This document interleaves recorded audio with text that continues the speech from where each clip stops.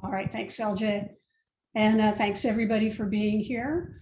I'm Karen Walker. I'm the Associate Director of Research and Development here at ASU, and I'm with my colleagues today, Keith Aspinall, who is a Senior Intelligence Analyst on our team, and also Jamie Burns, another Senior Intelligence Analyst on our team. And we have our colleague from the Strategic and Competitive Intelligence Office, the Director, Alba Clavati McIntyre at The Ohio State University. And we wanted to share with you a project that our teams worked on last year, which used scenario planning to look at how to build resilience in the research enterprise. So this project rose as a response to the pandemic, but the technique has broad applicability to other future uncertainties that we could be facing. And so here we have our agenda. So we're going to all start by talking a little bit about uncertainty and what scenario planning is. Alba will take us through the methodology of the process. Keith and Jamie will go through the scenarios that we developed in our project. And then we're all going to talk a little bit about the lessons we learned by going through this process of scenario planning. And again, we'll have Slido, we'll have questions for all of you to share your ideas. You can go to slido.com and use the hashtag there, CIWG, or just take a picture right now of the QR code so that we can make sure this is an interactive experience. Okay, so we've been living in this time of great uncertainty for the last couple of years, and we've experienced numerous events, any of which would have had major impacts on our lives and institutions by themselves, but taken collectively have created, a tsunami of sustained crises that have pushed many of our systems and institutions to their limits. Like government organizations and businesses, universities have also struggled to overcome the many challenges posed by the COVID-19 pandemic and the associated economic, social, and political crises that have followed in its wake. We'd all like to have a crystal ball to be able to figure out the future and determine our best course of action, but unfortunately, it's just not so easy. So in 2020, I was thinking a lot about how we could help our university leaders in this time of uncertainty. And we're still getting through this. But I really felt like our CI team could and should make some sort of contribution. And there was a methodology we had used before on a much smaller scale that I thought would be applicable because it was specifically designed to deal with situations of high complexity and high uncertainty. And this was scenario planning. But I didn't think that our team at ASU could do it alone. So I contacted our friends and colleagues at the Ohio State University's Strategic Intelligence Unit, which was Alba Clavati McIntyre and Matthew Karamoko. And I told them what I was thinking about, and thankfully they agreed to work with us. Our teams have different strengths and capabilities, and they really complement one another.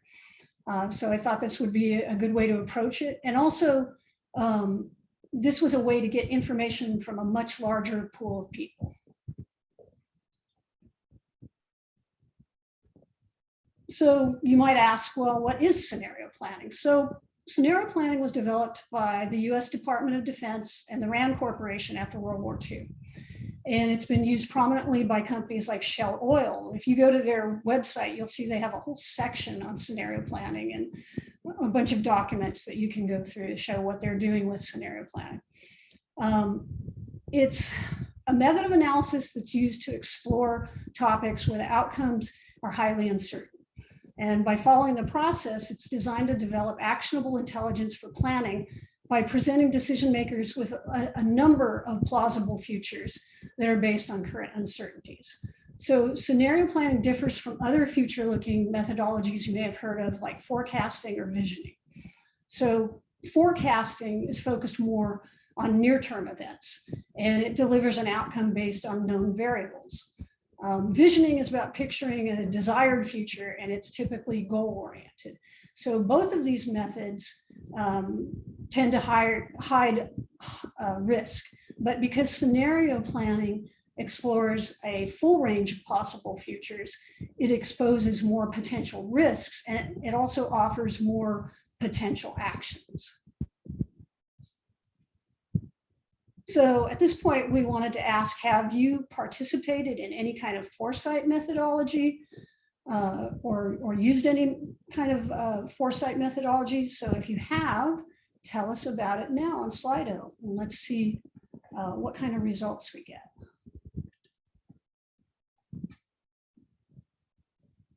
Oh, okay. Yes, it's bumping up a little bit there. So looking like a little bit of exposure to these kind of techniques. I'm guessing a lot of it might be in like visioning, because that seems to be a really popular technique, especially in research offices. Okay, we got about 17 people responding. Okay, great. So there's a little exposure to it. So basically, the first thing we had to do is we were, putting our efforts together was think about defining a focal question that our project would examine. We had to kind of set some boundaries. And so it took a while as we were reviewing information, but what we settled on was, what will a research enterprise look like at research intensive universities in 2025? So the question defined the scope of the project.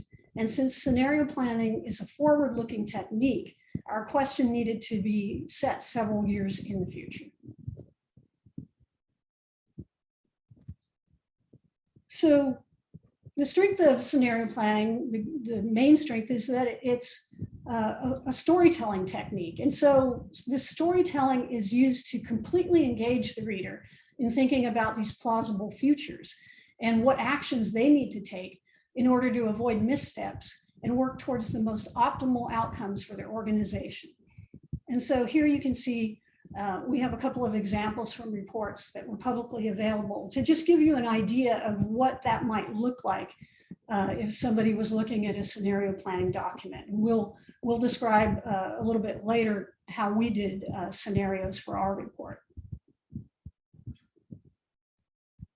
So why use scenario planning? Well, here we have a quote from Jeremy Bentham, who is the head of scenario planning for Shell. And he said, our goal is not to predict the future, but to enable policymakers to make richer and better decisions involving the future as a result of having a deeper grasp of key drivers and key uncertainties. So the whole goal really is to develop a better understanding and better situational awareness of key factors so we can make better decisions and actually create the future we want. And so with that, I'm going to turn it over to Alba to explain the methodology. Thanks, Karen. Since this presentation is directed towards why conduct this scenario planning, the methodology actually is going to be very short. But if you decide to conduct a scenario planning, there are numerous sources and guides on the web that do a great job at delineating everything you need to do and all the steps. Try to stick with the guides from the government. They are really well done. So in terms of methodology, mind you that Mattia and I never participated in a scenario planning before. So there wasn't it was a learning experience for us. But you see on your right, the basic steps that one has to conduct to build the scenario planning, from, like Karen said, defining the scope by having this question: what are you trying to what kind of future you're trying to see and problem you're trying to see. There is extensive collection of data, and not only quantitative data, qualitative data, and human intelligence that in our case was done by interviewing the leadership, several levels of leadership for both universities, ASU and OSU. You then define the key drivers. You can think of the drivers as the factors that are affecting your problem at that moment. So for our question is what is affecting the research enterprise at this moment with the COVID pandemic going on. And then you're going to have a lot of drivers, but then you have to focus on those that are of critical uncertainty. Once you define those and you aggregate those are called dimensions. You then have the critical dimensions of your problem. You then envision the possible futures and develop those scenarios. One must have in scenario planning is this multiple perspectives. Since you're dealing with a complex problem, that you're gonna have you want to have a holistic view of the problem, you have to have a diversity of not only analysts, but also what is the human intelligence that you're gathering. That's why it was so good to have OSU and ASU involved in this. Determining the critical dimensions is utterly important in developing those narratives. But in developing those narratives, you then, most importantly, recommend actions that are all linked to the data you collect.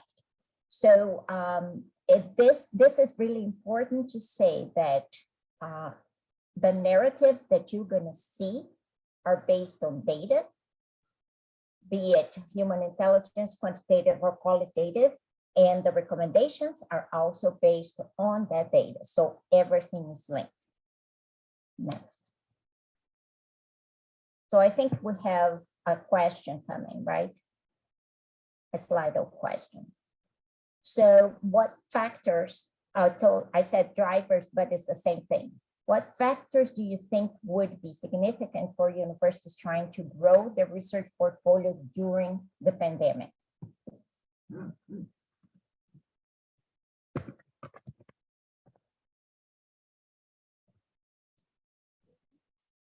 And as people are answering that, there's a question, what does STEEP stand for?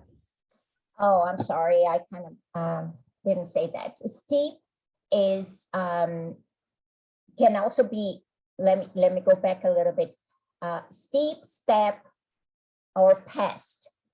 It is social, technological, environmental, economical, and political aspects of the problem. So when you are looking at a problem like this, what is the research enterprise going to be in 2025? You should consider all aspects of that problem, not only what you are more aware of. University research strengths, yes.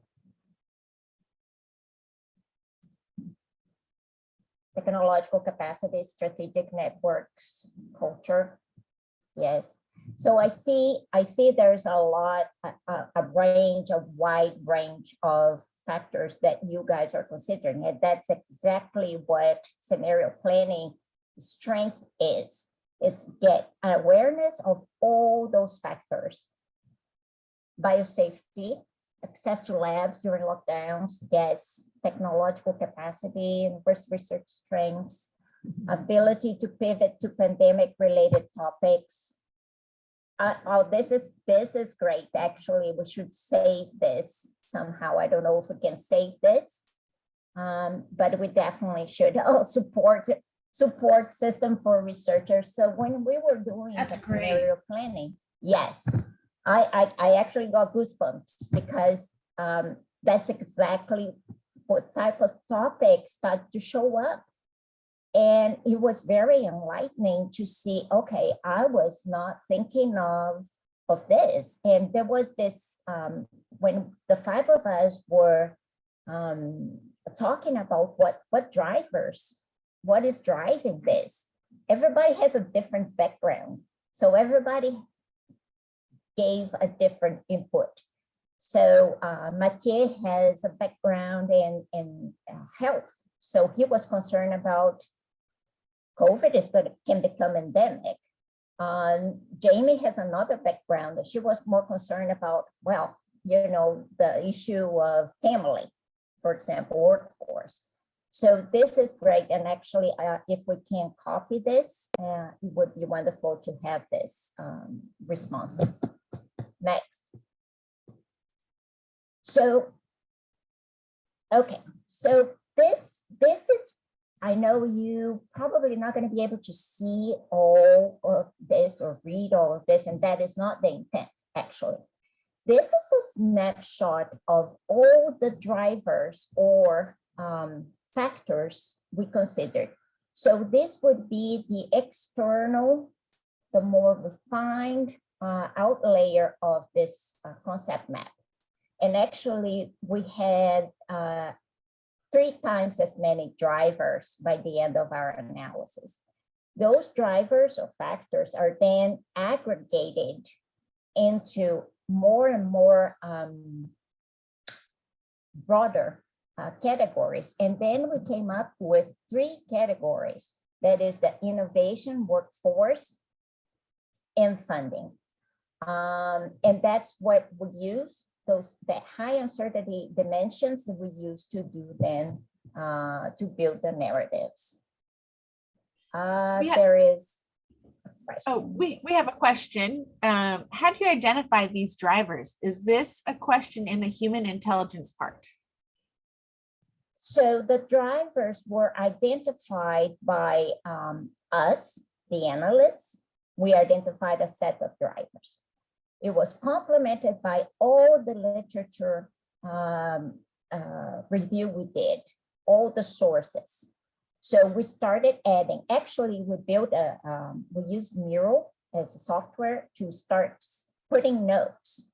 And additionally, the interviews with the administration. So what we did there was we had the same set of questions for both universities and let them bring up what drivers they were thinking or what's more important for them. So in the end, can someone put the title of a Mural in there? In the end, we had about how many? About 200 drivers identified. Then we had to sift through to get to the dimensions that we chose. I don't want to spend too much time on this because the interesting part is coming of the scenario planning. So I will pass to Jamie. Thanks, Alba. So as has been mentioned, the first step of scenario planning was to determine our key question, which you can see on the left side of the screen. What will the research enterprise look like at research intensive universities in 2025? And so in answering that question, as Alba just walked through, we had a ton of those drivers, and then we grouped them and aggregated them into the 3 dimensions that you can see on the right side of the screen. So our 3 large critical dimensions of uncertainty were the funding pipeline, the research workforce, and the innovation culture. And then we created this matrix that you see by plotting the polar outcomes within each dimension. And so that led to us having 8 possible probable futures. We then decided to develop 4 scenarios. As Karen mentioned, scenario planning is all about storytelling, storytelling for impact, really, and for decision making. And so we developed the scenario A, our best case scenario, scenario B, kind of a middle of the road, scenario E, another middle of the road, and scenario H, our worst case scenario, into 4 separate stories. And so Keith and I will walk through those scenarios over the next few slides.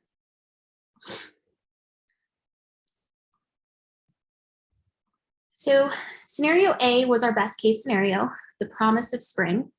And in this scenario, COVID and its economic impacts have dissipated. And I want to make a note, you are writing the scenarios from the future. So we're writing as if we're in 2025, looking back kind of at some of the decisions universities have made and those sorts of things. And so in this scenario, the university we're looking at made a lot of strategic and very calculated and informed decisions to position themselves for this future. So we saw investment in science and technology, a growth of digital offerings, and a diverse sponsor portfolio. The university was able to diversify its sponsor portfolio by understanding and investing in its strength areas. The university heavily pursued sponsors whose objectives aligned with their internal capacity. We also see a priority of quality partnerships, again, investing time and resources into creating robust relationships that build on internal research capacities. In the philanthropic space, the university has also thrived as they've aligned policies such as those on open science and data sharing with funder expectations. And then lastly, we see this university investing in the recruitment and retention of a growing and diversifying workforce. And so all of this combined, we see this university culture that's incredibly innovative, incredibly proactive, and very diverse. And so overall, we're seeing a university that's capitalizing strategically on opportunities and is in a very good position because they've moved forward in a strategic fashion. Next slide, please. So scenario B has some of the same environmental predictions in terms of COVID and the economy, but in this scenario, the university's actions are a little bit different. So they got some things right, but they ended up overextending. As you can see, their innovation culture in this scenario is reactive. And so, we see a lack of agility, kind of a lack of strategy overall, which really kind of feeds into how these scenarios ended up differing. So in terms of the things the university got right, we see inclusive engagement of campus communities. We see a focus on morale and workforce. They made a lot of effort to ensure, career development of students, faculty, and staff was prioritized after COVID sidelined so many opportunities for those groups. However, where this university went wrong was in their pursuit of diverse funders. So this pursuit of diverse funders had a learning curve for both faculty who were expanding into new areas, as well as staff who were having to learn about new sponsors and new areas and policies for funding. In the philanthropic realm, the university was behind the times, again, seeing that innovation culture that's reactive, as it hadn't invested in deeply established things like open science policies. And so it was kind of seen as a lackluster environment. That carried over as well into industry relationships, which, in this case, the industry saw the university as a great partner for offering access to grad students, but not a great partner in terms of ideation, innovation, and research, because they are seen as a student generator and not a research partner. And that all goes, again, back to that innovation culture, that reactive research environment. And so the focus on diversification that we're seeing here without proper strategic planning spread resources thin.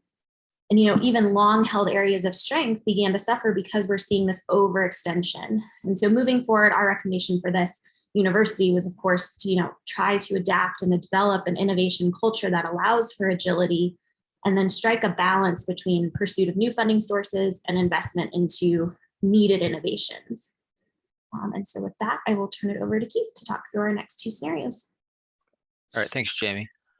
So the last two scenarios, I'm going to focus a little less on what was necessarily in the scenario. So in scenario E was another middle range one. It was hope on the horizon, but that hope on the horizon was not coming from the external climate where COVID was still existent and where the economy was still strained. It was about the work that the university put into in the planning process over the previous 4 years, 5 years in the scenario, to get ahead and looking at what the climate would be like, and to position itself by investing in its researchers and investing in its infrastructure, so that it was positioned for opportunities that were practical and that it could succeed at.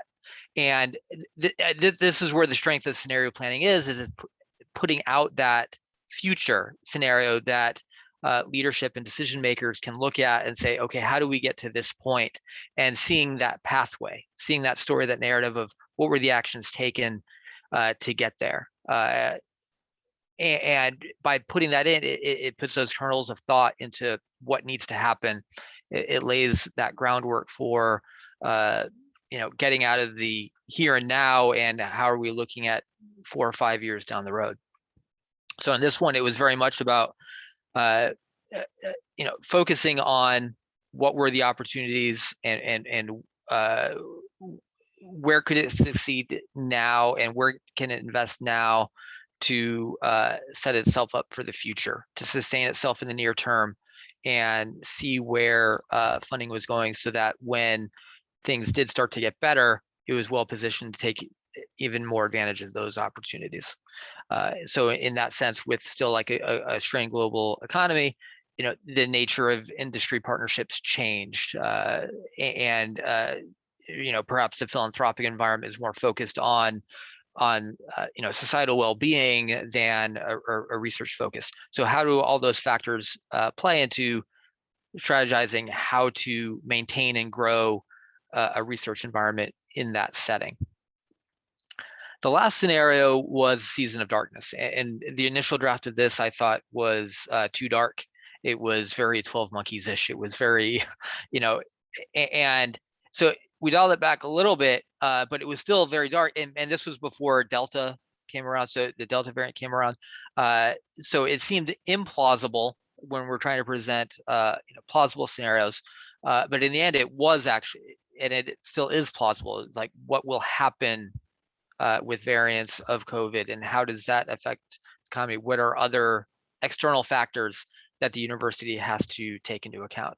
So this scenario really presents a scenario where the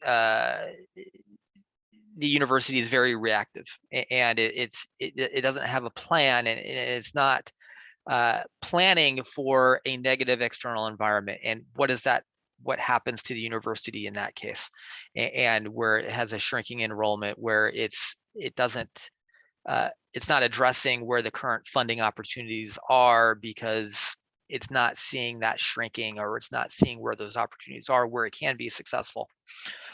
And it's not investing in the right areas to set itself up for success. So even if things start to improve, it's not positioned for success. So again, all of this is giving food for thought to leadership, and like, how do we avoid this scenario? How do we go to a scenario that we want? What do we need to do from a planning purpose? So that's where these narratives really come into play, where there can be clear recommendations that come out of them, but it's also how do we avoid this? How do we get there? And seeing that pathway forward that can help that decision-making process. And with that, this is our last Slido question. So what scenario do you think most fits your current experience? So we had that best case scenario where everything was kind of rosy, that bleakness, and then those two in the middle, where one was more of a somewhat unfocused university in an improving external environment, and a very strategic university in still kind of a questionable or not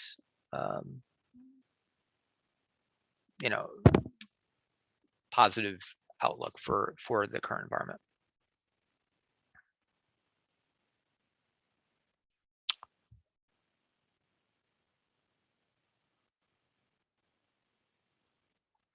And there you see, it's like those middle of the road scenarios are the ones that are likely always going to be the more likely, because not everything is going to be rosy, not everything is going to be completely bleak.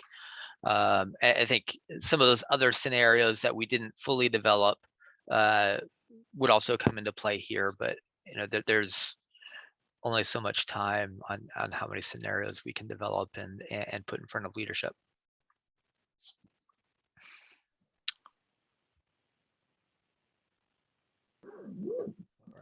And I'm happy to see that no Season of Darkness came up for anybody, so that's good. and I think, Karen, it's Yeah. back to you for this. Yeah, so we included this just to kind of say, yeah, we actually did produce something after all this. As Alba alluded to, it was a pretty time-consuming process, especially since we were doing all of our other regular work. And we were kind of doing this, I don't want to say on the side, but it was basically on the side. And as she said, you know, it's a very complicated process. But we delivered this report, 31 pages, 4 scenarios right up front. We had 10 broad recommendations that we developed out of the scenarios. And then we had an appendix at the back where we had all the methodology, all of the supporting data, which is why it was 31 pages, and references to all the things we looked at, which we kept track of as we put everything together. So it was a pretty darn big report. And we delivered this to our leadership with the recommendations. It's like a lot of things, you know, a lot of times we deliver these large strategic reports and they look at it and they're like, okay, well, what's next? So we, you know, some of the recommendations our team could deliver on. One of the things we started doing, which we had recommended, was setting up sort of an early warning system. So we do a bi-weekly memo that goes out to our leadership committee now, which just kind of keeps track of things that are going on with the federal agencies, federal funding, research, things that are going on with like research policy and things like that. But a lot of the recommendations that we make, our team can't actually implement on. So other teams have to implement. So getting those things rolling sometimes is a slow process. So things are still kind of in process as it might be. So that's kind of where we're at with the actual report. But we did as a team learn a lot from this experience. And so if we go to the next slide.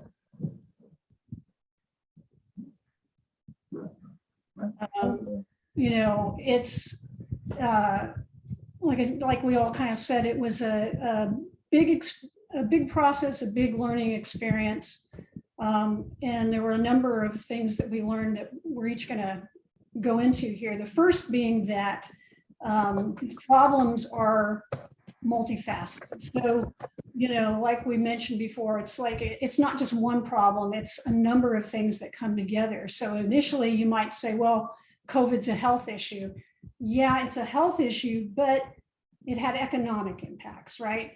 You know, there were job losses within the academic environment. You know, faculty were affected, yes, but also faculty were affected differently. You know, we saw that like early career faculty, women and people of color were often dealing with more severe hardships, and we had to take those kind of things into account. So just as Alba mentioned with like the STEEP analysis, we couldn't just look at any one thing. We had to look at multiple things, and then we had to look at how they all impacted each other. We couldn't just look at research.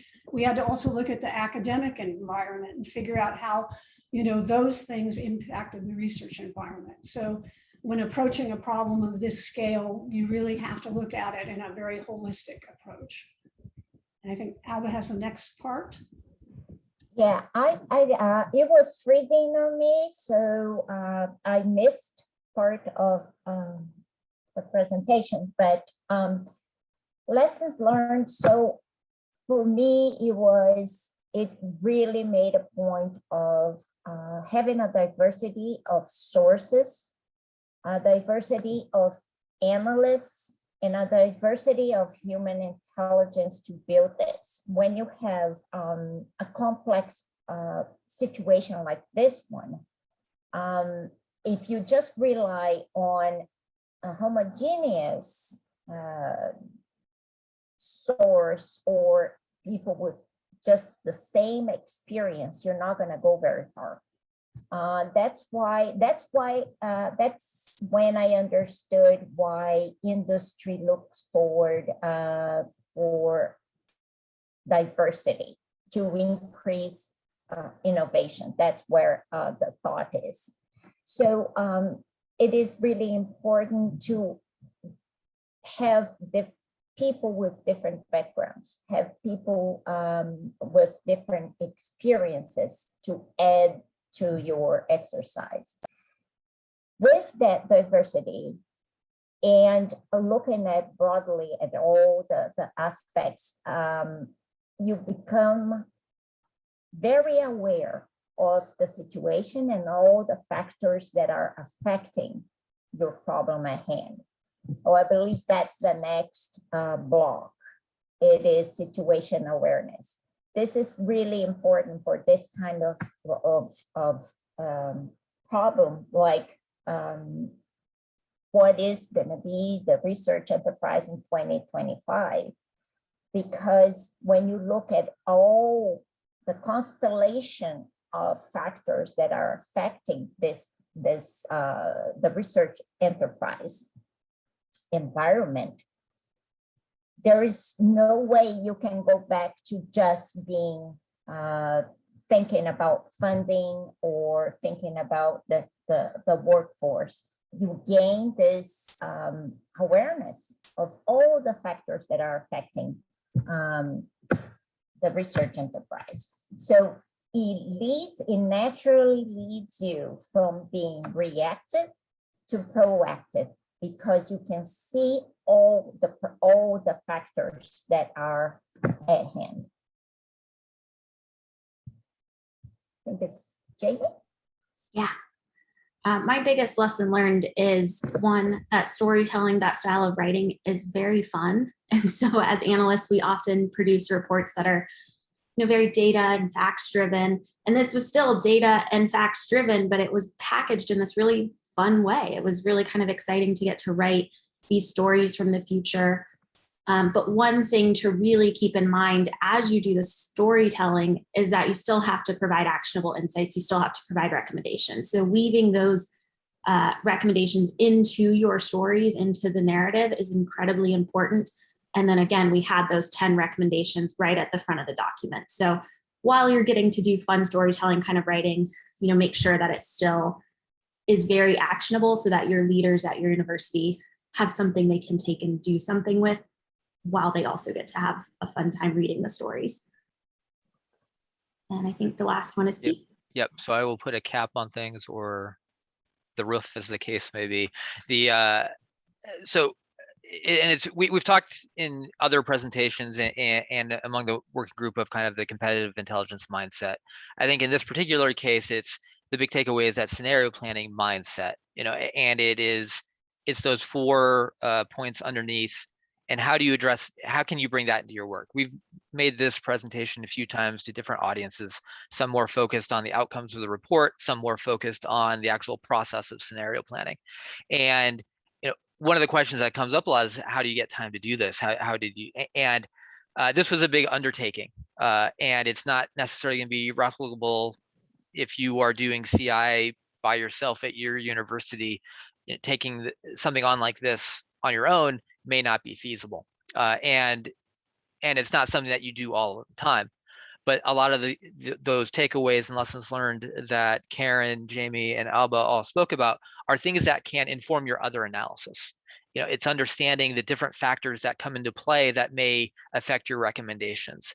It's getting a wide variety of sources, quantitative, qualitative, human intelligence. We've talked about that in facets of other work, where. And again, this doesn't come up in every project and every analysis, but getting that comfort level with doing that and interviewing people and getting their inputs and their insights to feed your analysis is all going to be beneficial and supply a better end product. Being aware of what current situations are and what the long-term goals of the university are. So how do we build that pathway to get there? What do we need now in order, so one example would be, a big NSF center. If there's a center that the university is interested in pursuing, what are the steps needed now in order to position the university to get there? That may not necessarily be a scenario planning, but having that situational awareness and kind of that long-term view allows you to look at the risks and, what's missing or what does the university need or what can they take advantage of in order to get to that in a few years. And that last is that how to make an impact. If we're just doing work that people read and discard, that's not. We need something to grab attention and also a plan of action. So that is with the scenario planning. one of the takeaways there was we see what the future looks like in 5 years, and we can make those recommendations on how to get there. And then how do we operationalize some of that? So you don't necessarily always need to do that through scenario planning, but it is things that can inform other analytical products that you may be writing. And um, a lot of projects are easier to do in your head. Maybe it's harder to get on paper, but having that mindset of, well, what do we want it to look like in 5 years? And what Karen spoke to earlier about, the difference between scenario planning with visioning and forecasting. We're trying to understand those uncertainties, trying to understand those risks, so that we can supply a full analysis. One of the things I learned in grad school, I say it's like one of the only thing I learned in grad school is that advocacy is not analysis, right? So we're not advocating for any of these outcomes. We're not advocating for a specific, there may be a role where you begin to advocate, but it's that set analysis and understanding what the situation is, and to give that full intelligence to leadership and other decision makers, and understanding what that full scope of options are. And that comes out through scenario planning because it's providing a lot of different pathways. Again, you can do that on a smaller scale on a different analysis product. And I think that's one of the big takeaways from this presentation. It's not necessarily how to do scenario planning. If you can do it, great. But what are these thoughts and approach to problems that you can incorporate into your normal work? And with that, I don't know. These are the upcoming scenarios. Do you want me to talk about them? I feel like I just talked too much. So if somebody else wants to. I think before we move to discussion, we just wanted to make sure everybody saw what the upcoming sessions are. We're skipping December because it's just too crazy for everybody. So we'll pick up in January with Tracy Berry talking about the CI function, and then we've got Ram Gayoso in February for foresight analysis, and then we'll pick up again in April with our last session, where we're going to try and tell you how to think like an analyst. And with that, let's throw it open to discussion.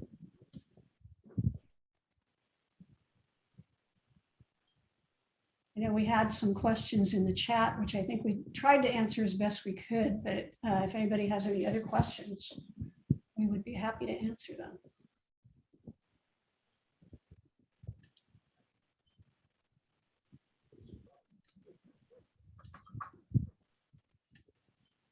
I just have one answer this question from Jessica.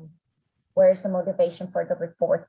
For us, the motivation of the report, one aspect of it for us at OSU, was we wanted to work with the ASU team. We wanted to develop some or work on something big that would have both teams. So that was incoming, like Karen came up with scenario planning, and we thought, oh, that's a great opportunity to learn scenario planning and to work with the ASU team. So that basically where the motivation came for us. And obviously to help the administration and make try to build a more resilient organization. But I take no credit. We all came from Karen.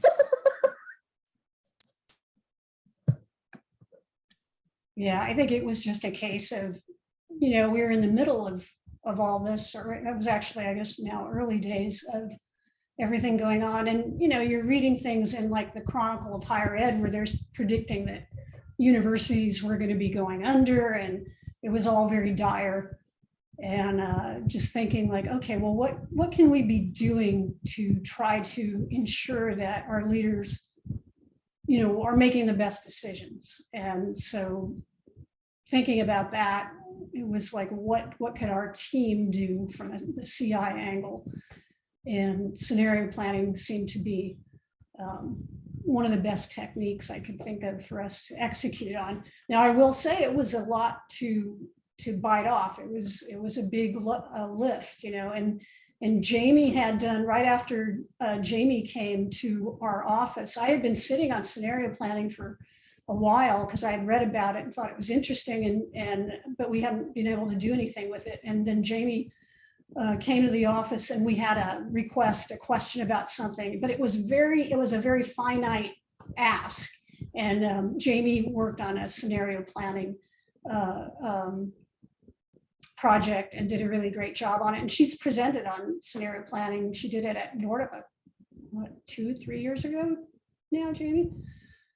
Yeah, So- something like that. Yeah. So, and she did a presentation here, I think, too, for which we probably have a video on. So if anybody's interested in that, we can do it. And so we kind of knew, like, okay, we need to do this. Because she and I had sat with a big whiteboard and did drivers and stuff, and she wrote up all the narratives.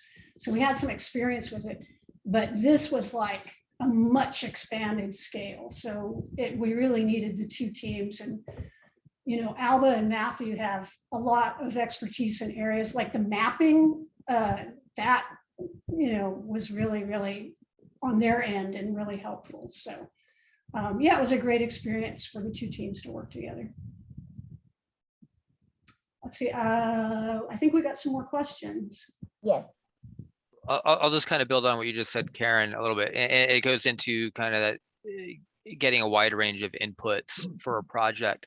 I think one of the other kind of maybe lessons learned or something to think about in your analysis is how much bigger things are than just research. So like our group is pretty focused on federal research funding.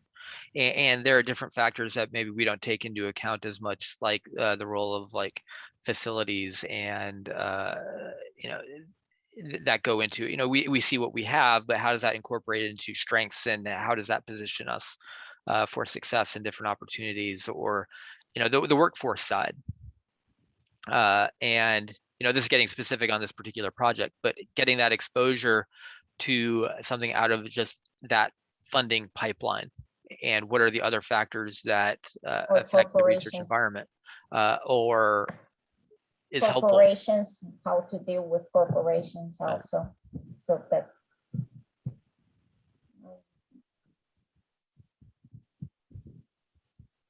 There's a question in the chat from Jessica that says, do you think it would have been harder to get buy-in without the urgency and impact of COVID? And was that kind of the primary motivator for leadership, or did they buy into the approach and its potential? I think COVID definitely helped get buy-in, but we had done scenario planning, as Karen mentioned, at ASU. So we kind of had, at least on that end, they understood the process a little bit. But I think at this scale, it was definitely a huge motivating factor to be able to have kind of a broad view from multiple institutions. And I think our leadership liked that it was multiple institutions. They weren't just hearing their own thoughts kind of parroted back to them. They were able to hear kind of the aggregate from what ASU, OSU shared. So I thought I think that also was a big factor for them. I'll say something, not very nice maybe. With the scenario planning, so I'll say that is my opinion. I had a view of the culture at ASU, and then I realized how different cultures in different universities are, and it is a factor. So when you ask, would it be harder to get the buy-in without the urgency? It depends on the university. I don't think it would be that hard at ASU because they have done that before. And there was not an urgency at the same level as COVID. I think it would be almost impossible at OSU without a complete disaster. So it depends on the university. I mean, to have the buy-in or not. But I think that one important lesson for me, at least, was we conducted a set of interviews with OSU, and there was a clear focus.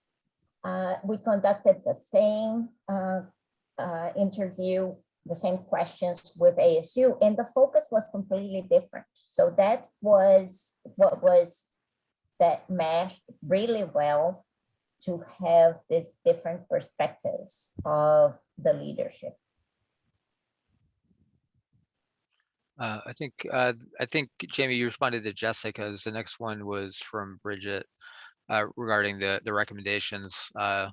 We do have a recommendation slide. I'll just pop that up real quick. So it's not in presentation mode, but Oh, that's, it should. yeah, that's not the revised. We went through a few revisions of the slides, so that only has 6 and not 10 of our recommendations. I mean, one of the things that we really looked at is how we would work, how universities should work with industry. And, you know, I think we've seen it. I think one of the things about what's happened with the pandemic is it has just accelerated a lot of trends. And one of the things we saw even before the pandemic was that industry, especially like the high-tech industries, have started moving into the education space in a lot of ways, right? With things like certifications and stuff. And instead of looking at them as a threat, how can we work with industry in that space? You know, how can we collaborate more with industry in the education space or the training space? And so we had a number of recommendations about, you know, yeah, there's going to be competition from industry, but how do we also collaborate with industry?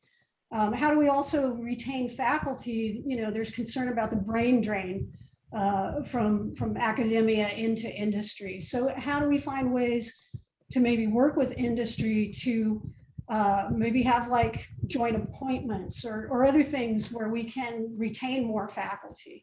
So some of the things that we were recommending, again, I kind of getting back to that point about, you know, how much did COVID drive this? Well, COVID in many ways was a catalyst for things that were already occurring.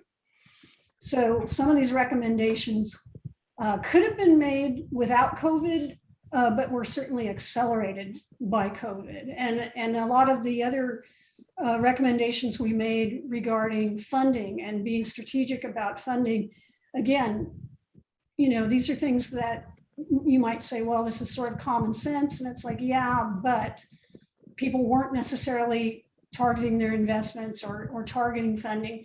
If, you know, depending on where things go with the pandemic, you might have more competition, so you'd have to be more targeted.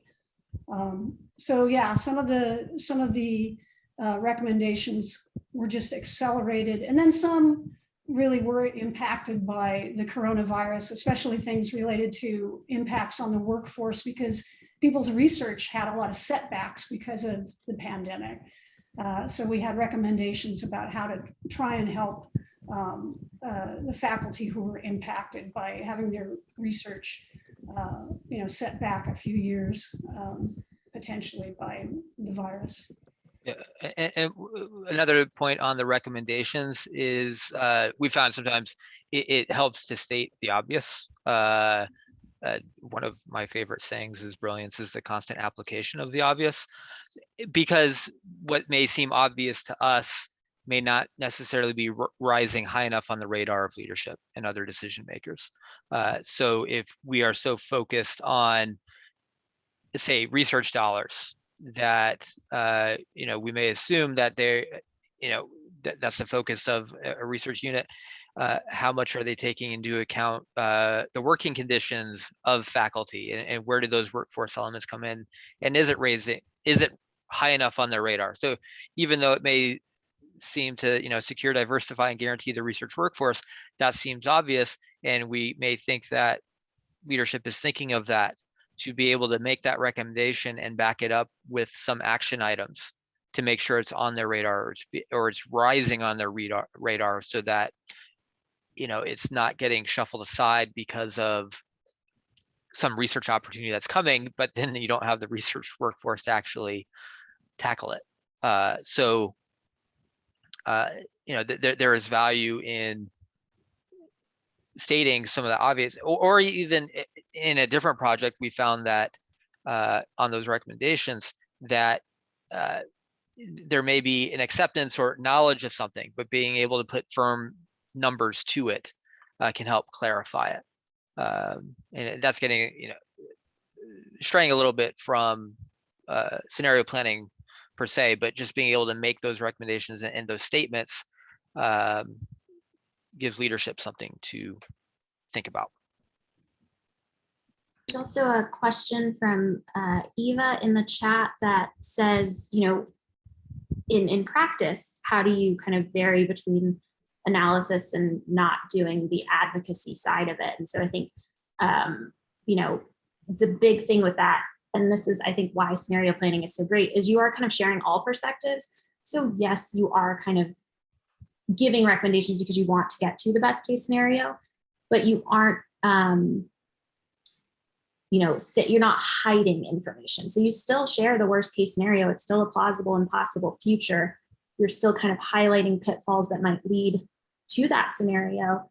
But you aren't, of course, when you make a recommendation, you begin to advocate in a sense that you are kind of putting forward suggestions and recommendations. But I think the big difference with the advocacy kind of in a traditional sense is that, we aren't advocating for any one group on campus, we aren't advocating for kind of, any one particular path forward. We are really truly laying out what we're seeing in the data.